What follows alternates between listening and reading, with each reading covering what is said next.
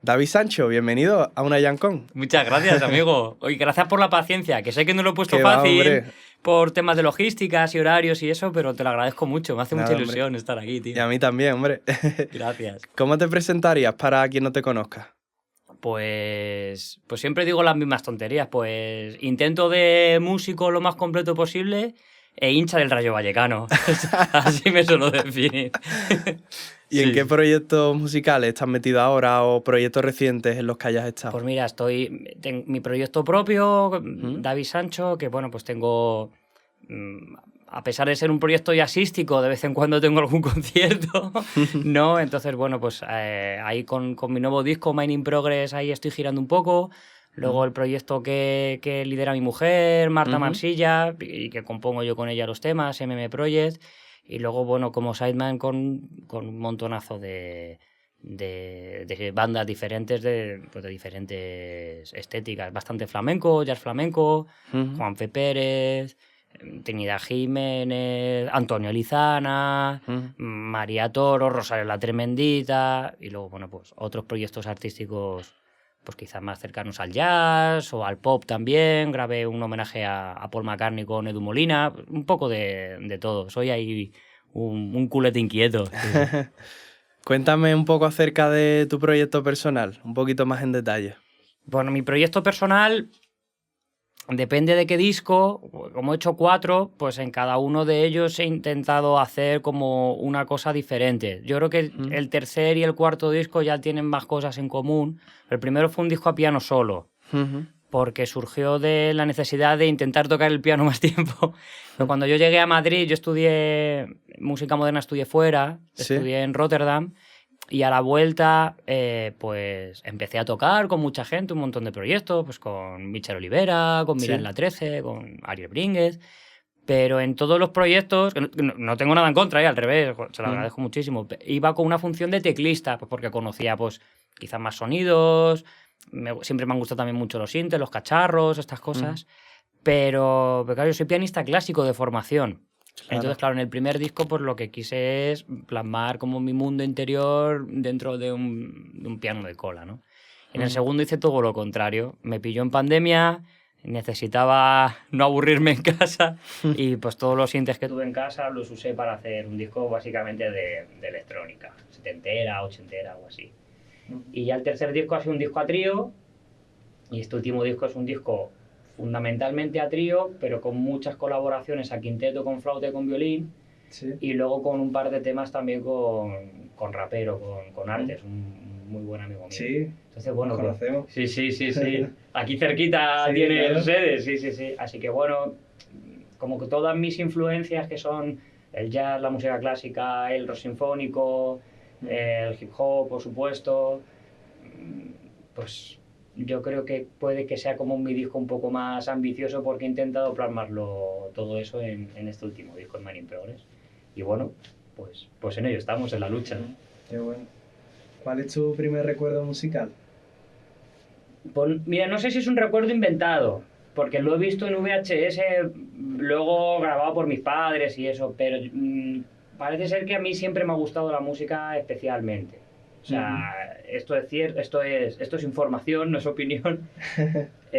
Mis padres tenían un casete antiguo, no sé si de 45 minutos o de hora y media entera, con La Puerta de Alcalá. Sí. Porque imagino que de crío la pediría una vez y otra. Y mi padre es economista, entonces es un hombre muy pragmático, dijo... No se puede estar yendo y viniendo cada 4 minutos y medio. Entonces, bueno, aunque nos explote la cabeza y vayamos a odiar el tema, pero que el crío nos la pida siempre. Entonces la grabaron Manuel Belén, pues una canción durante hora y media, durante no sé cuántos meses sería esto, años. Y luego sí me compraron una batería de plástico o algo así y bueno, pues yo en vez de dormir con peluches, esto es verdad, porque los conservo, dormía con cintas de VHS de Pues videoclips de Police, videoclips de Dire Straits, videoclips de Spandau Ballet, pues los gustos que tendrían mis padres por aquella época, que básicamente sería pop rock anglosajón de la época. Y bueno, pues ahí empieza mi historia con la música. Wow. ¿Y en qué momento empiezas a tomar parte activa? ¿En qué momento tomas la decisión? No sé si te apuntan al conservatorio o sale un poco de ti. Sí, bueno, mis padres primero me apuntaron a algo que yo creo que ahora se llamaría música y movimiento. Uh-huh. Y yo quiero pensar, claro, ahí estaría lo mismo desde los 3 hasta los 7, desde los 4 hasta los 7, algo así. Sí. Y quiero pensar que yo creo que les aconsejarían apuntarme a conservatorio. No, tampoco lo he hablado esto con mis padres. Pero bueno, para mí siempre han sido pasos naturales. Uh-huh. Y no es que me haya tomado... o sea, siempre me he tomado la música en serio, pero cuando eres crío tampoco te lo puedes tomar más en serio, pues que la consola, que lo que sea. Pero está claro que siempre he querido ser músico. Siempre es lo que más me ha gustado, siempre es con lo que más he disfrutado. Eso y con deportes colectivos. Lo que pasa es que practico muchos deportes y todos especialmente mal, pero parece ser que la música pues sí se me daba bastante bien, o sacarme cosas de oído siempre me ha gustado. Entonces, bueno, siempre ha sido un proceso natural. Me apuntaron mis pasos en conservatorio a los 7 años, eligieron piano, entré. Tampoco es que yo quisiera entrar en piano especialmente. Creo que a mi madre le monté incluso un pollo o algo así, que quería tocar, no sé, saxofón o mismo clarinete, y mi madre me compró un par de helados y compró mi voluntad muy rápidamente. O sea, y que toque el piano realmente es porque le han comprado helados. ¿Eh? Sí. Le costó poco comprar mi voluntad a mi madre. Sí. Y desde ese momento, no sé cómo fue tus primeras andaduras por el conservatorio. Pues mira, realmente tuve mucha suerte, porque tuve una profesora de lenguaje musical extraordinaria, que sigue en activo. O sea, era muy joven. Cuando yo entré con 7, lo mismo ya tendría 20 y pocos. Pilar Ariño, que ahora es una de... Vamos, la quiero realmente como una madre, ¿no? A él y a su marido, a José Ramón, que conmigo se han portado realmente como padres. O sea, han sido mis padres musicales, más allá de mis padres biológicos. Entonces, claro, Pilar tenía una manera de enseñar el lenguaje musical que en aquella época era muy novedosa, muy interactiva, y también que desarrollaba mucho el aprender música más que aprender solfeo, aprender estructuras armónicas, aprender las cosas por preguntas, por respuestas, mucho oído, mucha percusión también corporal. Era francamente moderno para aquella época. Sé que a ella le supuso bastantes problemas con la directiva de los conservatorios de la época, pero el lenguaje musical para mí fue muy importante. Fue una clase que era, o sea, no era el típico solfeo, do, re, mi, fa. Claro. O sea, era realmente muy guay. Y recuerdo aprender orquestación muy crío. Aprender, yo qué sé, situaciones armónicas complejas siendo muy joven y no costar mucho, ser realmente muy digerible, muy masticable, muy guay. Y mientras tanto en piano, pues iban pasando cursos, iba tocando, iban pasando profesores, iba avanzando, y de repente me planteé, siendo adolescente, teniendo que decidir si iba a un superior o... Pero realmente no tengo un recuerdo... O sea, me imagino que fue laborioso, porque claro, yo el conservatorio lo tenía muy cerca de aquí, donde ahora está el Federico Moreno Torroba. Este es el conservatorio que ha quedado, pero yo estudié en Marqués de Vadillo, en lo que era un segundo piso de un colegio público, el Colegio Perú, donde estudió gente luego muy ilustre también de aquí, Alberto Guío, saxofonista. O sea, que había una buena cantera de músicos. Claro, yo soy vallecano, para mis padres era un esfuerzo ahí todas las semanas. Claro. Pero la verdad es que no tengo un recuerdo. O sea, tengo un recuerdo de ser muy orgánico, la verdad. Tampoco estudiaba mucho, pero bueno, me gustaba mucho ir, la verdad. Más que al colegio, no te voy a engañar. Claro. Sí. Y ya en ese momento del que tú me hablas, ¿no? De adolescente, en el que hay que tomar ciertas decisiones de rumbo, ¿entras en el superior? Sí. Cambia un poco esa percepción de... más como de actividad extraescolar, ¿no? O Sí. a otro tipo de enfoque, ¿eh? Sí, además es que yo entré muy joven en el superior, yo entré un año antes de terminar el instituto. O sea, yo hice segundo de bachillerato con primero superior, entonces ese año fue francamente difícil. Que ahora lo recuerdo con cierta naturalidad, pero no sé, o sea, no sé cómo pude sacar segundo de bachillerato y primero de superior. Lo que sí está claro es que no es que fuese un poco a rastras, pero fue un curso que me costó. El siguiente año yo me matriculé en periodismo, pero no aguanté ni 3 meses, porque yo lo que quería era estudiar. Entonces pasé de estudiar 1 hora diaria al piano a realmente estudiar 5 horas, 4 horas, 5, sí, realmente a dedicarme en cuerpo y alma, a dar también, por otro lado, clases de un poco de composición, de orquestación, con José Ramón García Vázquez. O sea, se puede decir que a los 18 años es cuando dije, mira, voy a ser músico. Lo que no me imaginaba era de qué, pero que me iba a dedicar a la música, vamos, lo tenía muy claro, muy, muy claro. ¿Cómo siguió avanzando la historia?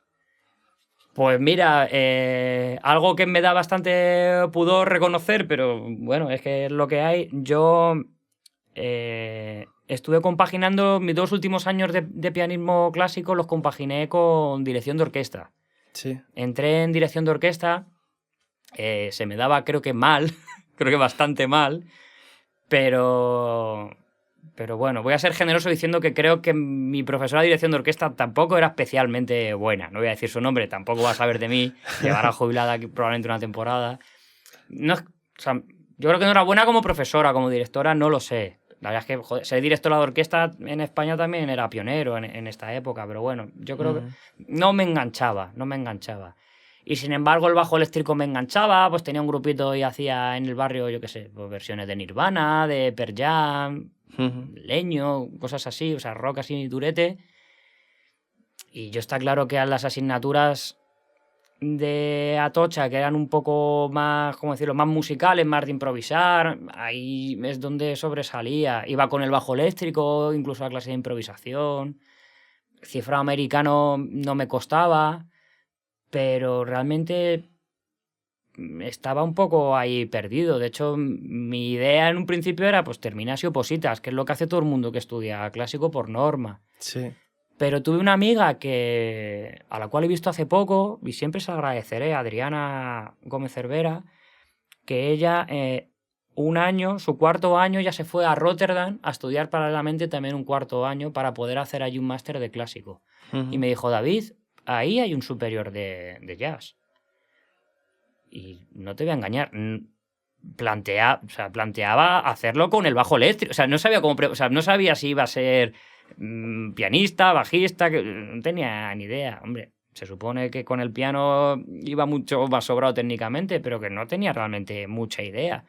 Pero mira, me preparé con unas clases que di con Federico Lechner y bueno, me presenté directamente en Rotterdam, sin mucho conocimiento, De hecho, la primera vez que yo toqué a trío de jazz fue en mi examen de preparación. O sea, sí habría hecho lo mismo alguna jam con Alberto Guío, que él sí lo tenía mucho más claro que yo en aquella época. Pero es que yo realmente...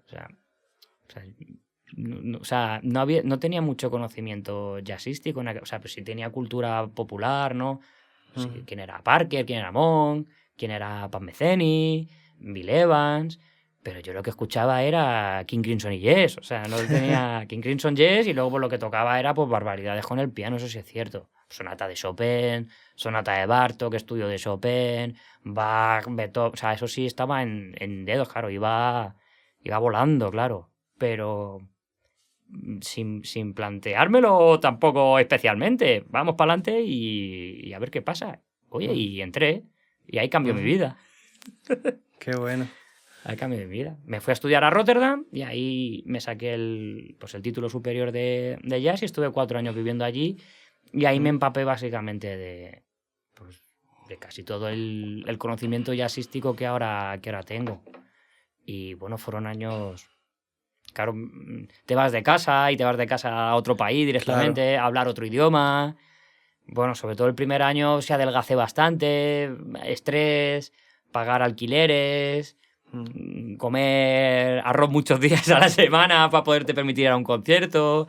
Bueno, fueron años intensos. La verdad es que tengo un recuerdo muy, muy, muy bueno, pero lo pasé mal también, claro, lo pasé bastante mal fuera de casa. Claro, es que mis padres son, no te voy a decir padres a la antigua usanza, ¿no? Pero mi madre es muy casera, te hace la comida. Entonces, claro, de repente tenía muy poca autonomía. No sabía hacerme una lavadora. Bueno, mi mujer lo mismo dice que ahora lo mismo sigo sin saber hacer una lavadora, pero bueno, las hago.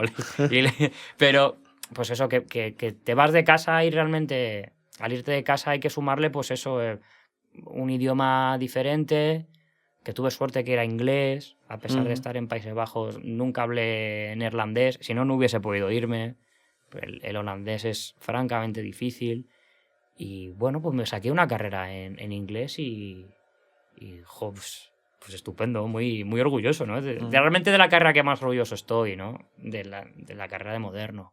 Una formación ahí muy chula. Aprendí muchas más músicas. Pues ahí es cuando monté mi primera banda de hip hop.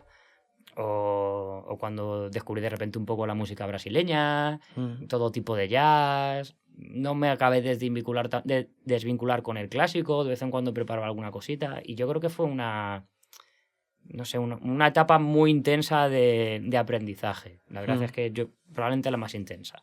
Sí, enriquecedora, ¿no? Muy estimulante. Sí, muy estimulante. O sea, claro, estás solo, no hay horarios. Claro. Es, en el mejor de los sentidos, no es que fuera un fiestero.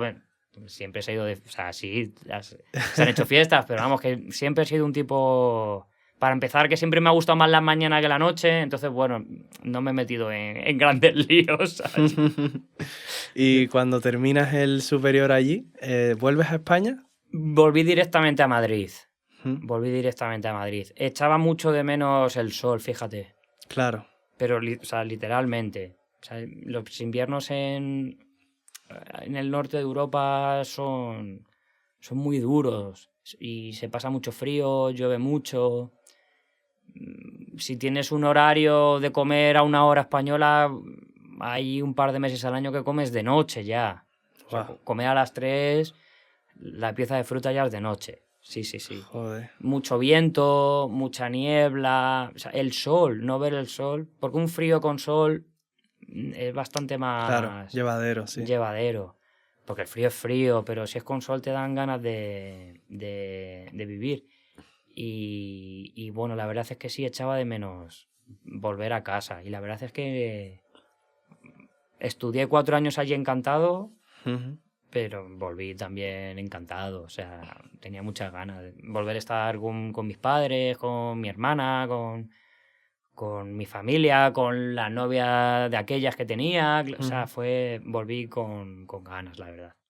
¿Qué tal fue arrancar aquí de nuevo? Porque hemos hablado con varios músicos que... Por eso que te pregunto para saber si en tu caso ha sido tal vez diferente o no. El hecho de acabar el superior y de pronto la nada, ¿no? La nada. Tanto en un sentido u otro, en el sentido de volver a tu ciudad o de incluso mantenerte en el mismo sitio donde has estudiado, ¿no? ¿Cómo fue para ti arrancar aquí? Yo tuve mucha suerte, Madai. Mucha suerte. O sea, tuve varios golpes de suerte en aquella época. Que que lo mismo dice, no, que estarías preparado. Sí, claro. pero hay un punto de suerte que tuve. A mí me llamó una escuela municipal en Boadilla del Monte, porque era un perfil que tengas moderno y clásico. En aquella época no había tantos licenciados en moderno de aquellas, entonces claro, pues me llamaron a filas y empecé trabajando directamente 27 horas a la semana, o sea, de repente era un sueldo. Claro. Y claro, también tuve suerte porque conocí a Artes muy pronto. De hecho, bueno, es probablemente la gran amistad de cuando volví de Holanda. O sea, Arturo sigue siendo top 2, top 3 de amigos que tengo, ¿no? Y entonces, con Arturo muy pronto, si llegué en julio y me iría de vacaciones, a final de septiembre estaba llevando una jam con él en el antiguo Berlín todavía, de hip hop. O sea, muy pronto entré no te voy a decir en la escena, pero muy pronto, no sé si se correría la voz, también con José Vera, bajista en aquella de Sergio Dalma, que ahora está en La Voz, está en un montón de proyectos chulos. Lo que ahora es... bueno, el antiguo Marula, ¿cómo se llama ahora? El Monete. El Monete, claro. Sí, sí. Empecé a tocar allí sustituyendo a Jacob Sureda en una jam. Después ya tuvimos la jam de artes, ¿no? La de hip hop. No sé, fue también muy natural y está en el circuito de jams y todo eso. Aunque yo no he sido nunca una persona muy, muy, muy nocturna, pues me lo tomaba como bueno, como pasos para intentar ahí poco a poco ir subiendo de escalafones. Claro. Pero la verdad es que no tuve ninguna experiencia mala, salvo que me acostaba muy tarde por obligación, lo cual me dolía. Fíjate que ahora hay jams fantásticas y es que fíjate, a la de 7 por medio, ¿no? Sí. Fui una vez porque fui a ver a Rocío Molina también, fui con Marta, no sé cuál, y dije, mira, aprovechamos y vamos. Pero ¿cuántas veces le he dicho a Juanfe o a Quique Terror? No, le he dicho, no, voy seguro. Y no voy porque es que si empieza a las 12 de la noche es que estoy durmiendo, es que soy... diurno. soy diurno. ¿Y en qué año nos situamos en tu vuelta? 2012, volví en 2012. Vale. Volví en 2012, sí. Desde ese año hasta día de hoy, por seguir un poco haciendo la cronología, Sí. ¿Qué vendría después de esto que me has comentado? Pues para mí hay un antes y un después en lo profesional en 2 momentos.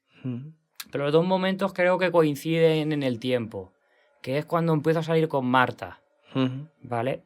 Cuando empiezo a salir con Marta, justo entonces me llama Moisés Sánchez, Sí. para que yo fuera teclista en un encargo que le hizo la Comunidad de Madrid, el Festival de Arte Sacro, para hacer la consagración de la primavera. Él estaba pensando en llamar a un guitarrista, Javi Sánchez, Sí. pero Javi Sánchez de aquellas creo que estaba de gira todavía con Melendi. Y entonces, bueno, creo que él me vio tocar con Cristina Mora, su pareja, y bueno, le cuadrarían. Y para mí, yo creo que es un punto de inflexión mío en mi carrera, porque ahí empecé a conocer a mucha gente con la que luego he acabado trabajando y que yo creo que para mí sí fue como un upgrade en lo profesional. Sí. Yo siempre pongo, y siempre se lo voy a agradecer a Moisés. Moisés es mi padre, o sea, yo a Moisés le dedico todo, o sea, los discos los que hago se los dedico a él. Para mí es mi tótem español, un tipo fantástico, un genio, un súper pianista, súper compositor, y para mí fue muy bonito que quisiera contar conmigo. Siendo pianista, llamar a otro pianista, para mí es un acto de generosidad por su parte y bueno, a raíz de trabajar con Moisés he sido sustituto en proyectos donde estaba Moisés y luego he sido sustituto en proyectos donde ha estado Dani García Diego, o sea, que bueno, de otros pianistas que considero quizás más dotados técnicamente o en aquella época que tenían una carrera mucho más avanzada que la mía, han sido muy generosos dándome trabajo. Eso siempre se lo agradeceré. A Moisés el primero. Y luego a Dani García Diego también, por supuesto. Claro, qué bueno. Sí, sí. Y eso sucede un poco justo después de lo que me has comentado, ¿no? De esa llegada. Sí, yo llego en 2012, pues estoy haciendo jams, empiezo a grabar ya algún disquito con los Brainers, con la banda con Arturo, y a partir de 2016 es cuando empiezo ya a subir hasta que digo, bueno, creo que económicamente podría vivir de tocar. Y en 2020 con la pandemia es cuando, contra todo pronóstico, a mí me empezó a caer mucho más trabajo. Sí. Sí. O sea, es inaudito y sé que no es lo normal y no quiero sacar pecho porque realmente no es lo normal. Pero claro, como de repente se tenía que tocar para mucha menos gente, había muchos dúos. Claro. Dúos en la Alhambra de Granada, sin nadie, retransmitido, o sea, muchas cosas a dúo. Y se grabaron muchos discos, ahí grabando con mascarilla en 2021. Y ahí el Festival de Jazz de Madrid, ahí me llamaron para que tocara. O sea, realmente ahí dije, ostras, pues mira, pues voy a pegar un salto y voy a intentar dejar la docencia un poco más aparcada, porque yo seguía manteniendo docencia y a día de hoy sigo siendo docente. Lo que pasa que muchas menos horas, muchos menos días. Pero sí. 2016-17 es un punto de corte, sí. Y 2020 es otro punto de corte. Yo creo que sí. Ahí están.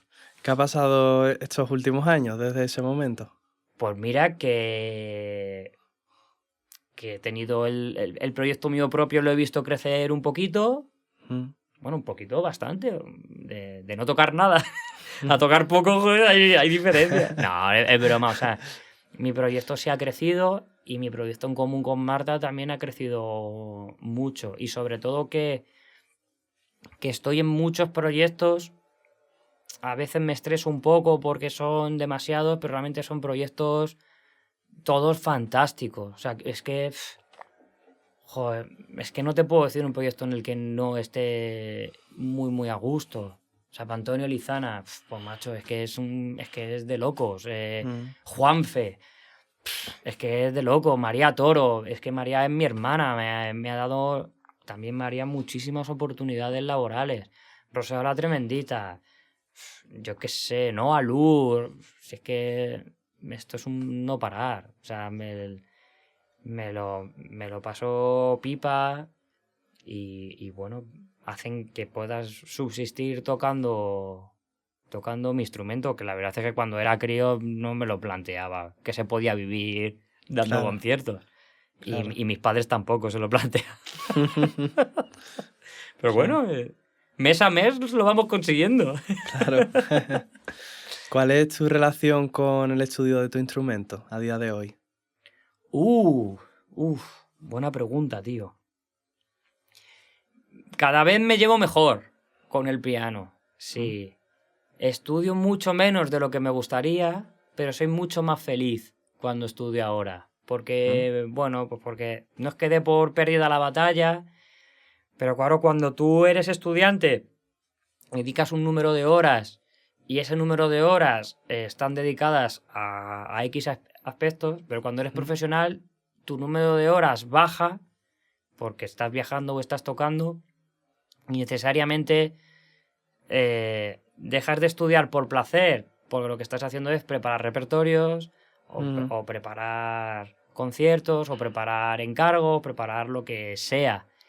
¿Qué ocurre? Que estudias de otra manera, estudias a partir de lo que tienes que trabajar, de los temas que tienes que tocar o los repertorios que tienes. O sea, por ejemplo, yo ahí tengo un debe con el flamenco. A mí me gustaría pegar un portazo, que nadie me llame durante año y medio, 2 años y estudiar flamenco realmente en serio, los palos bien, las charlas de Faustino, leerme libros, escuchar a la Paquera, la niña de los... O sea, ir al inicio de los tiempos, ¿no? Pero es que no tengo tiempo. Entonces, claro, yo estoy aprendiendo flamenco a base de tirones, pues de falsetas de Juanfe, pues eso, de bolos con bandolero, o sea, el tiempo ahí no tienes un tiempo ilimitado cuando te haces profesional. Entonces, bueno, hay que ser inteligente en el estudio, pero claro, me gustaría poder, yo qué sé, tocar un intermezzo de Brahms o volver a estudiar escalas ahí para solear mejor, pero bueno, es que es lo que hay. Y que tampoco Claro, soy un tipo enérgico, pero soy menos enérgico que hace 15 años.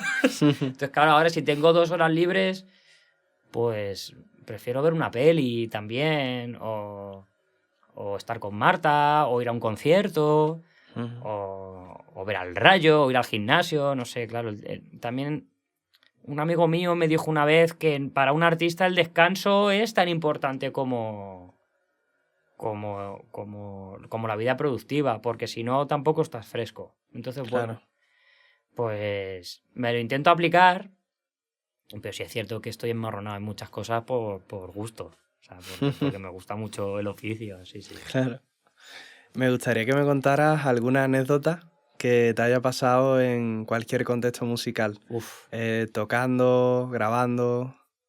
Mira, desde que se vaya la luz, Sí. eso ha ocurrido, que se vaya el tendido eléctrico mientras estás tocando, eso ocurre y es fantástico. Uf, me ha pasado, ¿eh? Sí. Sí, sí. Yo eso se lo digo a muchos alumnos, ¿no? Es que tengo miedo de equivocarme, no sé qué. Digo, mira, o sea, ¿qué es lo peor que puede pasar? O sea, que se vaya la luz directa. No tienes que tener miedo al error, sí, puede... Es que he vivido de todo, pero también hemos tocado, claro, he tocado en muchos países. Por ejemplo, tocar en la República Democrática del Congo. Wow. Eso da para una ruina bien larga, claro. O sea, tocamos para el embajador, que Dios me perdone, pero era un cacique. O sea, presuntamente, no, no cacique, pero vamos, que era un tipo que estaba muy pasado de rosca ya, con mucha edad. Y claro, estás en uno de los países más peligrosos del mundo. Recuerdo la batería que le llegó a Fran Gallo, que es que, bueno, estaba con cuerdas, yo creo que para que no la robara. Entonces todos los elementos estaban con cuerdas. Pues tocar en Senegal también fue la repera. Pero siempre hay muchas aventuras, muchas ruinas, pero también lo bueno que tiene este oficio es que no te aburres. O sea, mi padre ha trabajado en banca desde el año 70 y muchos hasta el 2010 y algo. Y corbata. Y bueno, y cuando se ha jubilado lo que ha hecho ha sido comprar guitarras y tocar. Pues mi oficio es su hobby. O sea que... Claro. O sea, es muy guay. Pero claro, en muchos viajes da tiempo a que pasen muchas cosas. Muchas cosas. Pasan muchas. Wow, sí. Sí. Pruebas de sonido que parece que no van a terminar nunca. No sé si se hace el bolo o no se hace. La última, ¿no? He estado tocando con Raúl Márquez, con un violinista fantástico. He estado tocando en un festival que se llama Festival Rasmia en Urries. Urries es un pueblo que tiene 50 habitantes y está entre medias entre Zaragoza, Huesca, Pamplona. Entonces, claro, pues hacen el festival de manera titánica con los medios que tienen, que son los que hay. Pero claro, la empresa de sonido que se traen, pues en el mejor de los casos es semiprofesional. Pues imagínate una prueba de sonido donde no hay regleta de corriente. Hostia. O, claro, o yo qué sé, o donde te ecualizan un bombo de 18, ¿no? Como si fuera de Pantera. Claro, o sea, pasa de todo, ¿no? También me he encontrado experiencias increíbles, ¿no? Con todo el mundo, con técnicos y con músicos. Pero sí, siempre, nunca sabes lo que va a ocurrir. Sí. ¿Cuál es tu relación con las redes sociales? Intento que no sea tóxica, pero es un poquito.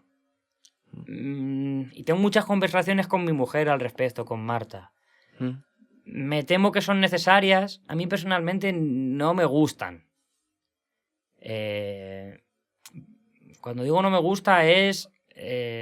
preferiría no tener que hacerme cargo de ellas. Claro. O sea, si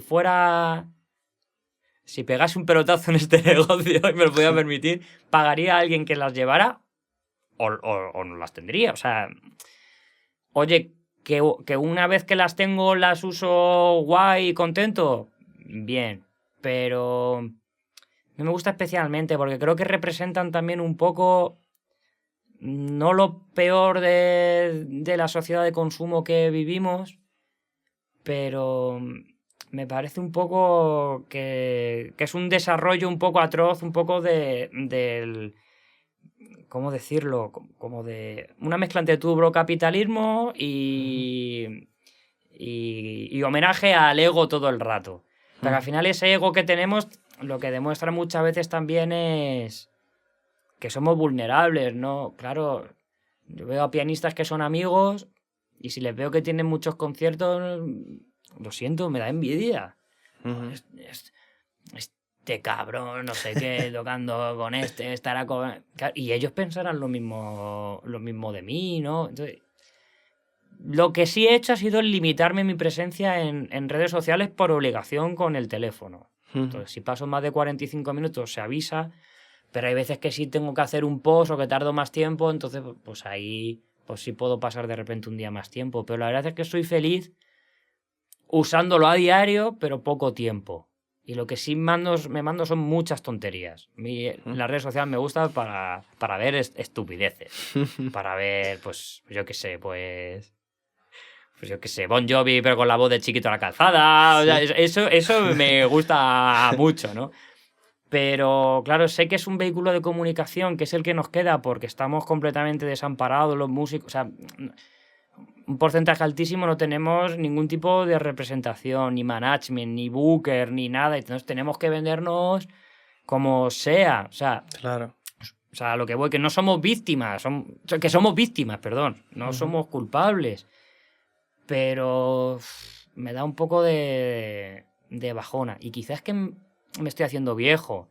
Porque lo que sí empiezo a notar con los años es que lo necesito, creo que cada vez menos. Cada vez paso menos tiempo. Repito, paso tiempo a diario, pero poco. La verdad es que no. Y no siento un enganche ahora muy a tope. Pero claro, a nada que pase media hora, si tengo 8 o 10 conciertos al mes, pues es que estoy compartiendo de repente al día 5 o 6 cosas.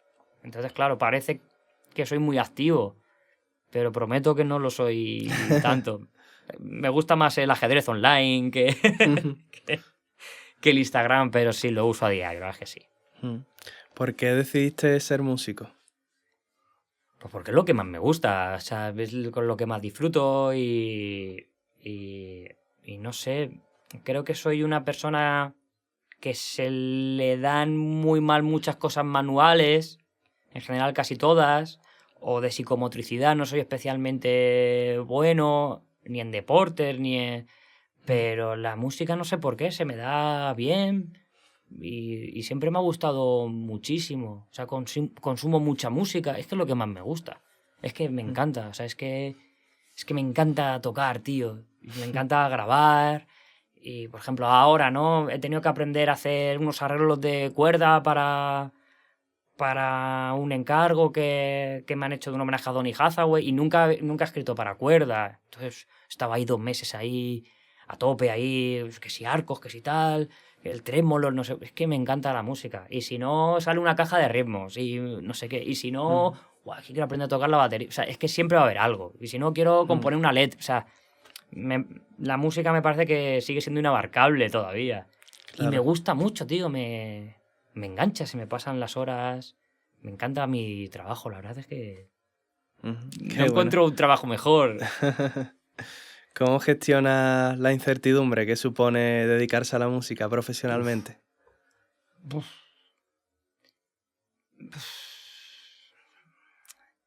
Pues con incertidumbre, claro. A ver, me he metido con las redes sociales, pero yo soy parte del problema. Compro más ropa de la que necesito. Probablemente esté suscrito a más opciones audiovisuales de las que necesite. Pero sí, el tema de vigilar gastos, intento ser consciente que hay meses en los que entran mucho income, pero hay meses en los que históricamente no entra. Entonces, lo bueno que sí he tenido es que me he podido dar cuenta de esto mientras aparte tenía un trabajo docente, no 24/7, pero con más frecuencia. Entonces, claro, sé que de diciembre a febrero está difícil. Sí. Sé que de diciembre a febrero está difícil. Sé que de repente yo históricamente octubre, noviembre son meses muy fuertes. Que desde hace muchos años julio es muy fuerte. Pero claro, muy fuerte al aire libre. Tocar en salas en verano se debe evitar. Entonces, claro... Muy analítico, ¿eh? Sí. O sea, he tenido ahí... Claro, son ya 13 años en Madrid. Pues voy haciendo ahí cuentas. O, por ejemplo, un año con una banda de repente tienen muchos conciertos. pero otro año de repente puede que no tenga. O sea, hay que tener cierto control. Intento tener cierto control de gasto. Sí.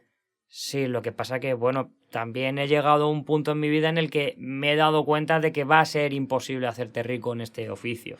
Entonces, claro. O sea, siempre vas a estar un poco con el agua. O sea, con el agua al cuello no estoy, la verdad. Pero rico no te haces con este oficio.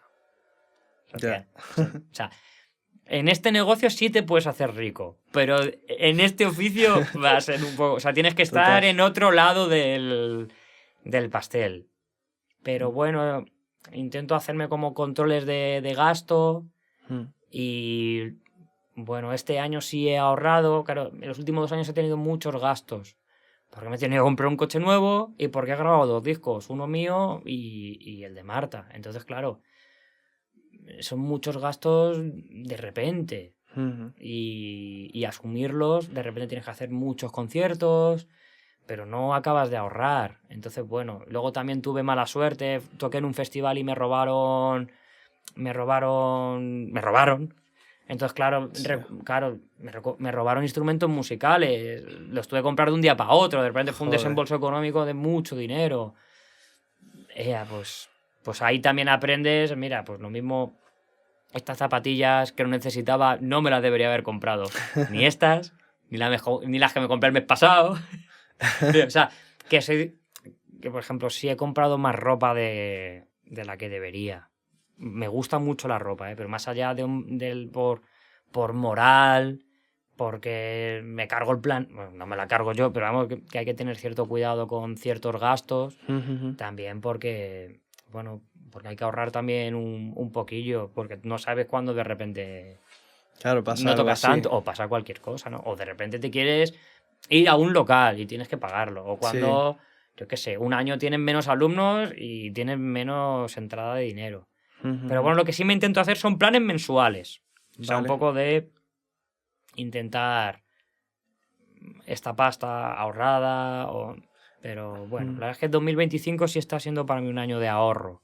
Por una vez que ya saqué el disco y que ya hice el concierto de presentación que se grabó en audio, en vídeo, que me ha servido para promoción, pero ahí fue el final de un año entero de gastos. Claro. Y entonces ya prometo no gastarme mucho más hasta el año que viene, ¿no? Lo mismo que grabe otro.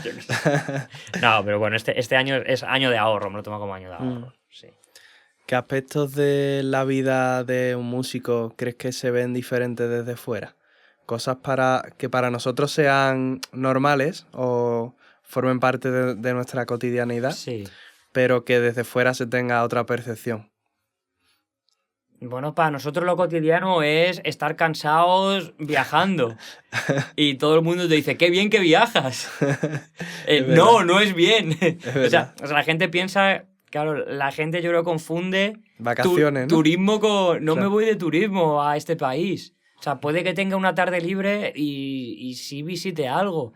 Pero lo mismo... Claro, yo antes era muy workaholic del turismo viajando. Ay, nunca he estado en Palma de Mallorca. Y de repente, ¿a qué hora sale el avión de vuelta? A las 12 de la mañana. Y me levantaba a las 7 y me iba a la catedral. Ahí, de repente, a dar una vuelta. Pero claro, ha habido un punto en el que he dicho... ¡Estás loco, Sancho! O sea, ahora sí se da que me veo con 2 horas libres. Mira, no hace mucho me pasó. Toqué en Marsella con Antonio Lizana. Nunca he estado en Marsella.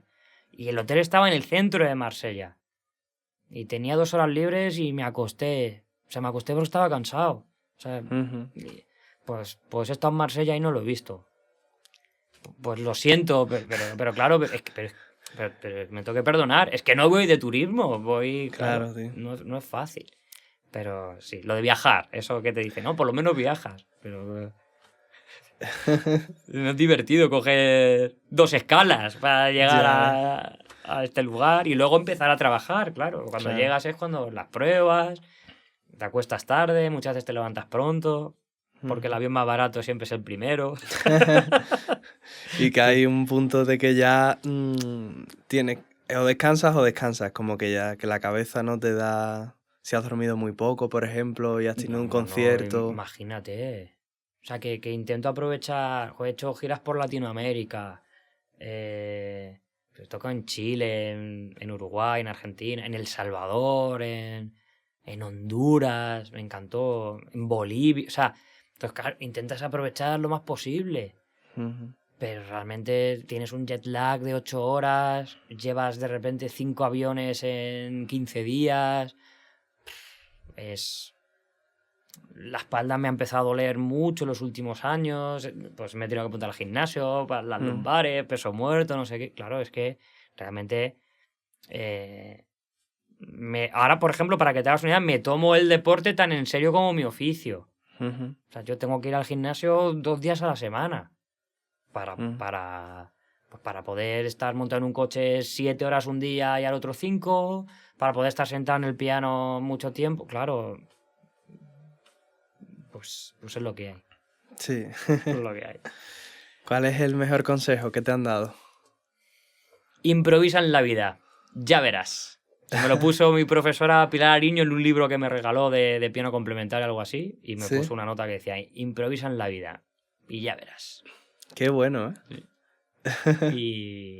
Y su marido me puso otra nota que decía, te caerán palos, pero ese es el camino.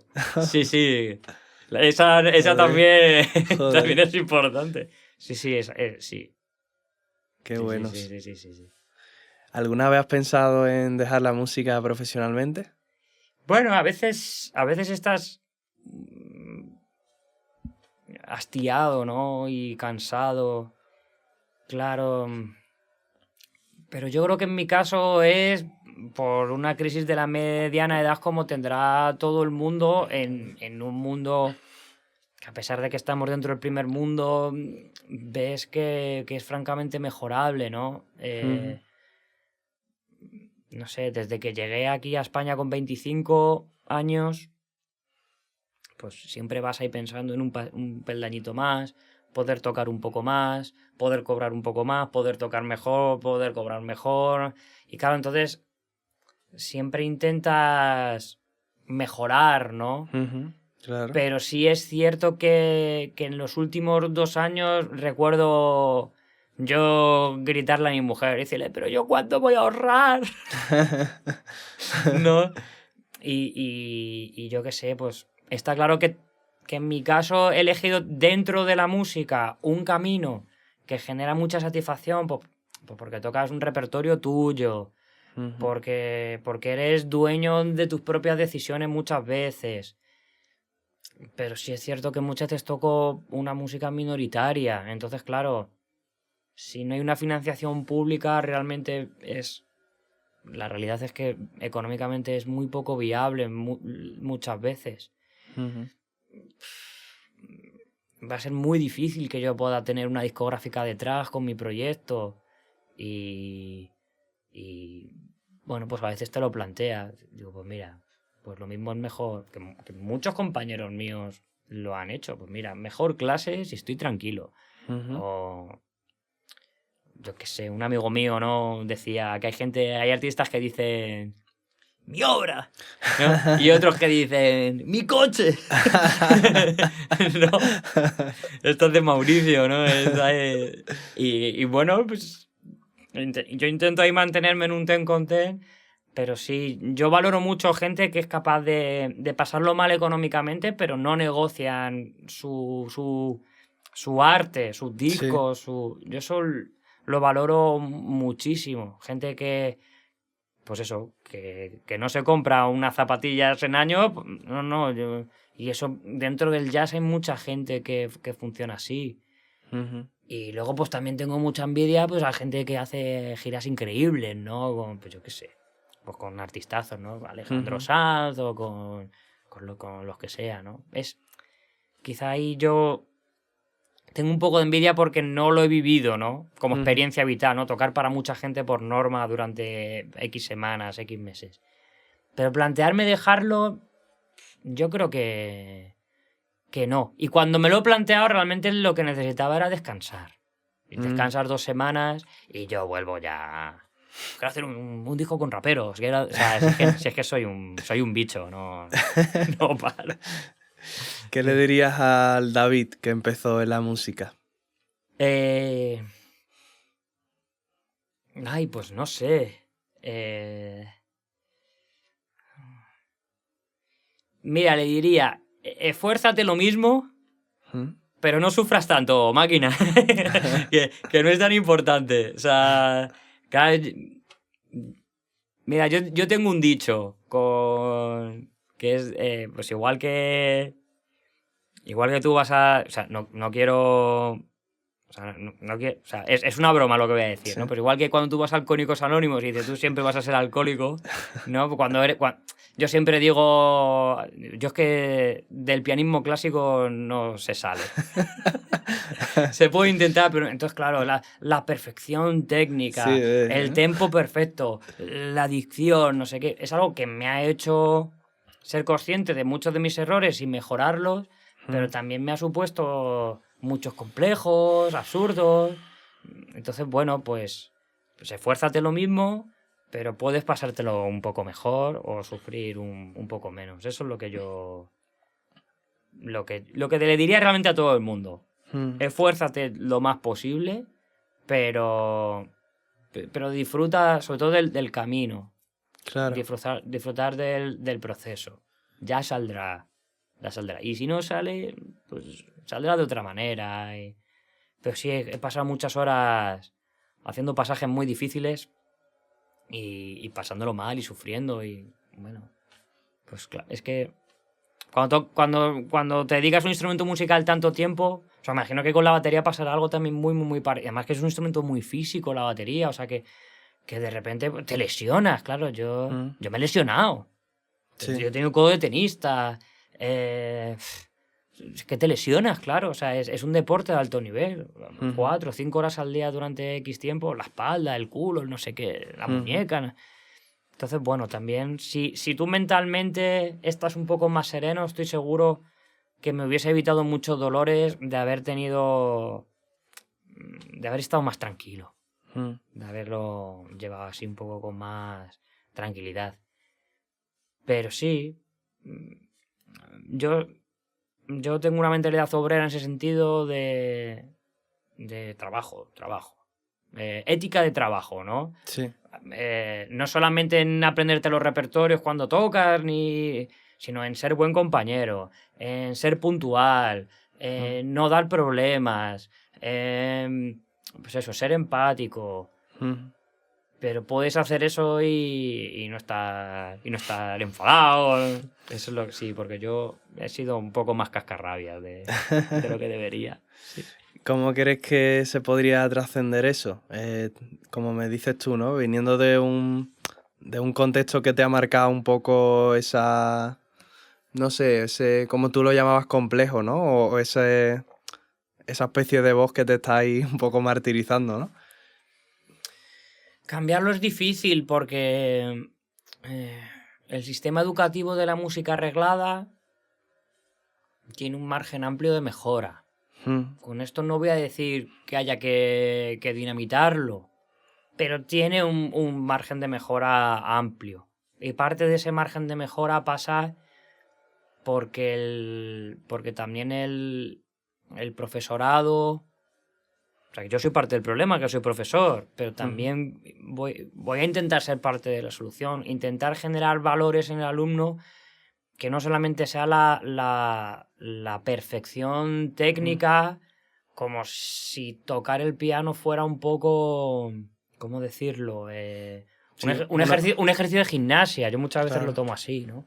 Porque tienes que tocar un estudio de Chopin y cuando acabas hace como Nadia Comaneci, ¿no? ¿No? Cuando ves ahí los que hacen ahí los ejercicios de anillas, ¿no? Los tíos caen y de repente hacen... Claro, pues como circense está bien, pero claro, es difícil hacer los paradiddles muy rápido y muy bien y que no se... Claro, y que no se convierta realmente en un deporte un poco absurdo. Sí. Y eso, luego, en los conservatorios de música clásica... Sí, hay veces que la sensación que tenía es que había también como mucha competencia interna entre profesores, competencia entre propios compañeros. Yo creo que eso es francamente mejorable, sin lugar a dudas. Y yo creo que, por ejemplo, en otros instrumentos musicales comparten de una manera mucho más sano. O sea, pues en general vientos, ¿no? Vientos comparten en sección muchas veces. Yo veo buen rollo entre de trombones y trompetas, saxofones, altos, barítonos, no sé qué, porque han compartido espacio de trabajo. Normalmente donde hay un pianista no hay dos. Claro. Que no sé en batería si será así. ¿Tú tienes esa percepción? Es que yo no he pasado por el conservatorio, Claro. entonces no he tenido nunca toda. Por eso también pregunto mucho acerca de eso, porque me da curiosidad. Siempre he estado con profesores particulares, entonces Guay, mi método de aprendizaje ha ido como por otro lado. No he tenido qué esa... guay, tío. No sé, para bien o para mal, pero no he tenido ese punto. Sí. Pero sí que me han comentado aquí algún que otro pianista, justo el punto que tú comentabas de la soledad, ¿no? A diferencia de eso, de músicos que trabajan en sección. Sí, mira, es que mi método de trabajo me genera problemas en mi matrimonio. Yo estudio con la puerta cerrada y si entra mi mujer me enfado. Claro. ¡Estoy trabajando! O sea, que te lo cuente ella otro día que venga. O sea, que realmente, quiero estar solo, súper concentrado, necesito mucha concentración y pues ni yo me merezco sufrir, ni mi mujer tampoco tener un cascarrabias, claro, no tiene sentido. Pero bueno, sí, yo creo que en los conservatorios, sobre todo en clásico, hay un amplio margen de mejora en ese sentido. Pero bueno, yo creo que será poco a poco. También para que ese margen de mejora pueda ocurrir, gente diferente tiene que entrar en las instituciones. Claro. Si la gente... Claro, no estoy pidiendo una plaza en un conservatorio público, que conste. Pero... Para empezar, porque no he opositado en mi vida, o sea... Pero claro, si se perpetúan de repente alumnos de profesor, realmente, claro, yo quiero hacer una crítica constructiva con esto. Yo, cuando estudié en el Conservatorio Superior de Madrid, se estaban jubilando como un número de plantilla muy, muy, muy alto, que creo que se sacaron la cátedra a finales de los 60. Gente que estaba ya cumpliendo 65, 70. Entonces, claro, a muchos de ellos les he conocido como profesores, pues ya, claro, 45 años dando clases, pues, clases quizá un poco aburridas, o que ya pasaban de todo. Entonces, claro, yo decía, bueno, pues he tenido mala suerte, pero seguro que los que vienen, los profes que ahora vengan, seguro que dan ahí un luz. Pues creo que no ha ocurrido mucho eso, pues porque mucho cuerpo docente que viene realmente vienen con los mismos ideales de la gente que se ha jubilado. Entonces, claro, el cambio no es tan fácil. Pero bueno, siempre hay brotes verdes. O sea, yo en Atocha estudié con profesores fantásticos, ¿eh? O sea, sí tengo la sensación desde fuera de que lo mismo sí olía un poco a cerrado, olía un poco a pachuli, pero tuve profesores fantásticos. En improvisación, Luis Ballines era un tipo muy, muy, muy abierto. No sé, mi profe de piano pues, sí era muy, muy, muy mayor, pero no era ni de lejos de lo peor. De hecho, él fue el que me dijo, no, vete a estudiar jazz. Pues un catedrático de piano al uso no dice eso. Claro. Entonces, bueno, pues hay margen de mejora, pero tampoco es para dinamitarlo, pero sí, eso se podría cambiar. ¿Cuáles son tus deseos de futuro? Pues mira, me encantaría que el Rayo ganara una Copa del Rey. Deseos de futuro. Pues mira, estar como estoy, o sea, si de repente tuviera un poco más de conciertos y un poco mejor pagados con mi proyecto, sería fantástico, me encantaría. Pero es que firmaría por estar como estoy. De hecho, o sea, no quiero parecer lacrimógeno, pero pagaría para que mi matrimonio fuera muy feliz todo el rato, pagaría para que mis padres se mantengan sanos. Realmente en lo musical podría quedarme como estoy. Vamos, Con que el caché suba con el IPC me valdría. Sí, no sé, es que estoy muy, muy contento. Hombre, pues quizá, quizá una gira para gente, yo qué sé, que no tiene que ser estadios, sí me gustaría probar de repente con un artista grande una gira, a ver cómo es, ¿no? Yo qué sé. Pues a mí, yo que sé, me gusta mucho Ana Belén y Víctor Manuel. Y he tenido la suerte de ver un concierto de Víctor Manuel porque el batería es muy amigo mío, ¿no? Andrés Litwin. Y, joder, pues el Teatro Reina Victoria ahí en... ¿Es el Reina Victoria que está en Bilbao? Bueno, probablemente me estoy equivocando, pero bueno, pues es un sitio ahí para 500, 600 personas o 1000, 1200. Buah, tío, si estuviera yo ahí me encantaría, ¿no? Pero me podría quedar como estoy. Pero yo qué sé, pues... Mi deseo de futuro es que mis suegros aguanten mucho tiempo sano, mis padres aguanten mucho tiempo sano, mis amigos aguanten mucho tiempo sano, y mi mujer, por supuesto.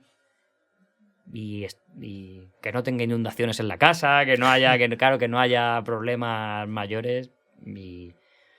Y que a mis amigos les vaya bien. Pues si a mis amigos les va bien, me temo que a mí me va a ir bien también. Si a Juanfe le va bien, yo creo que a mí me va a ir bien cerca de Juanfe. Si a Antonio le va bien, a mí me va a ir bien. Si a la Tremendita le va bien, si a Trini le va bien, si a...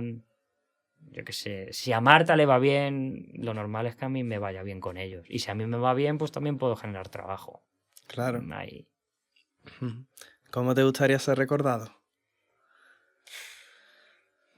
Yo qué sé. Pues mira, pues como buena peña, ¿no? Como buen compañero, ¿no? Sí he tenido... Sí me he dejado de hablar con algunas personas dentro del gremio y lo sigo todavía genera cierto dolor, algo así. Pero me gustaría ser recordado como un buen tipo. Y bueno, como un tipo que era serio y era profesional. O sea, un tío confiable. A mí la gente que es confiable me gusta mucho. Cuando yo tengo que montar un equipo de trabajo, no necesariamente tienen por qué tocar... o sea, tocan muy, muy bien, pero me gusta que sea gente, pues eso, que da la sensación de que le pillas un billete de tren y van a llegar 20 minutos antes a la estación. Claro. Porque el día que no llegan va a haber una justificación guay, entonces vas a empatizar. No sé, en eso sí soy un tipo bastante serio. Pues un buen tipo y profesional en su trabajo, un poco más. ¿Tienes alguna pregunta para mí? ¿Tú qué esperas del futuro de aquí a 5 años? Buah, tío, no lo sé. Pienso un poco en eso, ¿eh? La verdad. Cada vez menos. Cada vez... Es que lo veo tan imprevisible. Claro. Que de verdad que si pensara en esto a menudo, creo que tendría cosas que decirte. Pero ahora mismo me lo dices y se me viene en la nada. Pues mejor.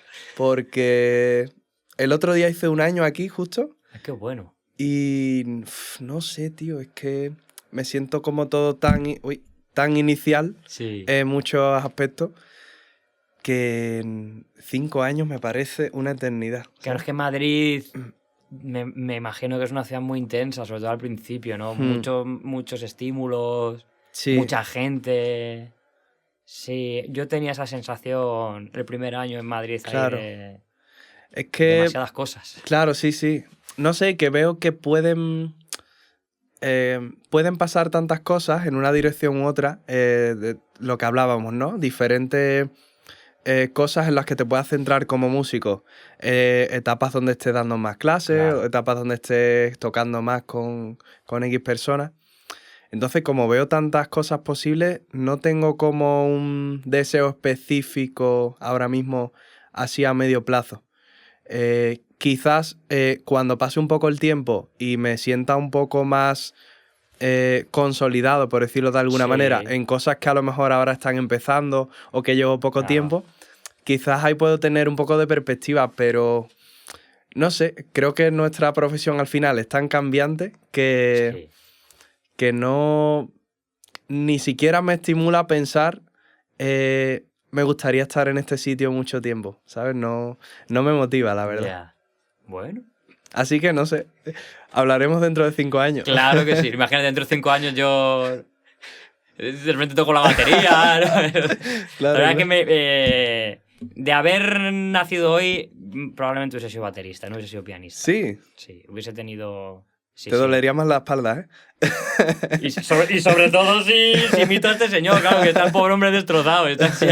Sí, pero sí, realmente era mi instrumento de crío preferido. Pasa que, claro, ahora sí hay, creo que muchas más maneras de poder estudiar batería. En aquella época mis padres yo creo que no sabrían, que me meterían ahí en la manera arreglada. Claro. Pero yo siempre estoy pendiente de las baterías, sí. Las cajas que llevan mis compis, qué bueno. Los platos. Ahora Pablo Rocamora, ¿no? Que hace no sé cuándo, cómo suena, no sé qué, con todos los bateristas. De hecho, en cuanto he visto tu set, he dicho, a ver, esta cajita, no sé cuánto. Sí.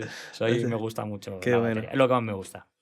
Tío, pues, ¿hay algún tema del que no hayamos hablado que se me haya quedado a mí por preguntarte? O que tú vinieras con ganas de hablar de alguno de tus proyectos, de algún melón que abrir de actualidad musical o... No quiero ponerme sindicalista, pero me gustaría que hubiese más unidad entre nosotros como compañeros para poder hacer una cosa muy sencilla en otros gremios, pero que en el nuestro no ocurre, que esté en un convenio colectivo. Claro. Me gustaría que pudiéramos tener un convenio colectivo, como tienen los conductores de autobús, o los empleados de banca, sí. o como tienen los futbolistas, tener un convenio colectivo. Porque yo creo que sería muy bueno para nosotros tener unos mínimos, claro, para poder... O sea, tener un acuerdo de mínimos, porque ahora mismo no existe. Entonces, claro, yo creo que con un acuerdo de mínimos cambiarían, creo que bastante a mejor nuestra situación laboral. Quiero pensar. Sí. Eso... Y tenemos que estar unidos también para luchar, no en contra de las plataformas, pero a favor de que los derechos de autor en las plataformas, llámese Spotify, Tidal, Apple Music, para poder cobrar un poco lo que nos merecemos. Se está haciendo mucho negocio con la música y el músico por lo general es el que menos percibe. O sea, la industria musical realmente es muy tocha, hay muchos festivales...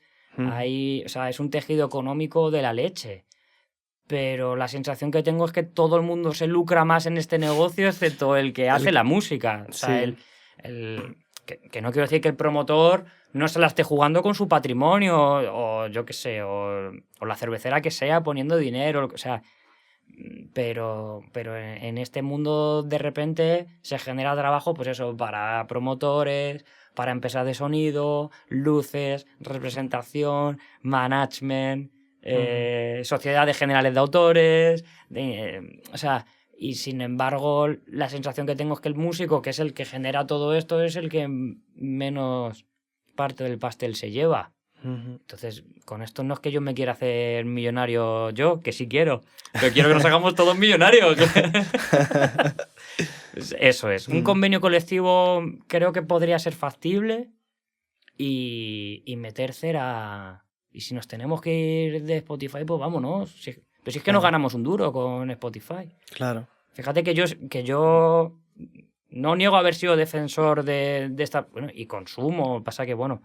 He tenido una mala experiencia con Spotify, entonces he dejado de ser usuario de Spotify. Y ahora estoy pues en otra que no será mucho mejor a nivel de generación de derechos, ni de explotaciones, ni de... Pero sobre todo es que los artistas pequeños no ganamos estando en esto. Entonces tenemos que intentar quizás unirnos para buscar otras maneras. Entonces, bueno... Me consta que hay muchos artistas independientes que sí se están marchando porque no les merece la pena. Realmente estamos echando una quiniela. A ver si de repente entramos en un listado en el que no vamos a entrar, porque los listados realmente pues están en las majors, yo creo. Que tampoco soy muy docto en la materia, pero bueno, pues que haya un reparto justo de royalty. Porque Porque para estar tienes que estar en una distribuidora, tienes que pagarles, tienes que hacer unas fotos, tienes que hacer una sesión, eso, el disco, la portada, en PNG, en JPG, no sé qué, el máster, o sea, en este negocio pagas a mucha gente y por lo general tú no sueles recibir. O sea, al que masteriza, al que mezcla.